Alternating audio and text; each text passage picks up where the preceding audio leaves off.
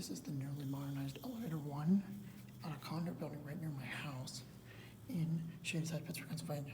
This is originally an old Westinghouse, possibly K&H, but then it got a slab on by Hadfield with JL black ones in 1959, but it had issues and broke down and beyond repair. Now it's been completely modernized by Lens with Innovation Universal.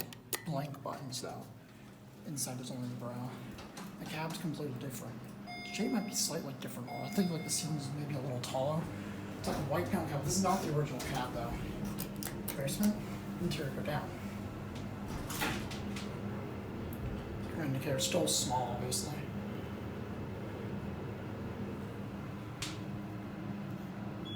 Basement.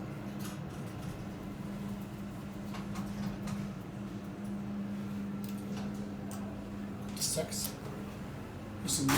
There's some movers moving going on down there. Here we go up. They're using the other elevator though, luckily.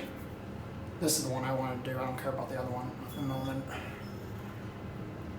The other one was modded by Lens in 2003 with Adams, which I filmed that one before. Yeah, sorry the indicator's flickering. Yeah, if I do it like that, it won't flicker. Just have to reposition the camera. I think it's on Smart Rise. Yeah.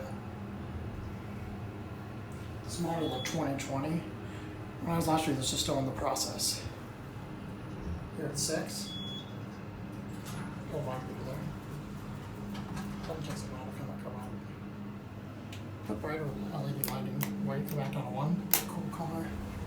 I know it's chiming. Smart Rising doesn't always register until after door closes. Yeah, new motor. This still equals slow speed. It's a basic white powder coat paint cab. Yeah, those are new walls. It's really bright in this elevator. This elevator's kind of basic. Well, I kind of had a basic cab before, but there's like a different basic cab from like the 90s, 80s, 90s. Maybe even the 50s, I don't know. The ceiling wasn't this tall before. We're making 1.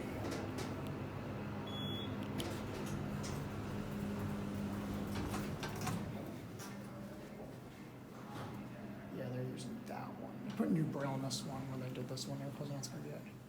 I think that one's on independent because I tried pressing the buttons, it wouldn't register.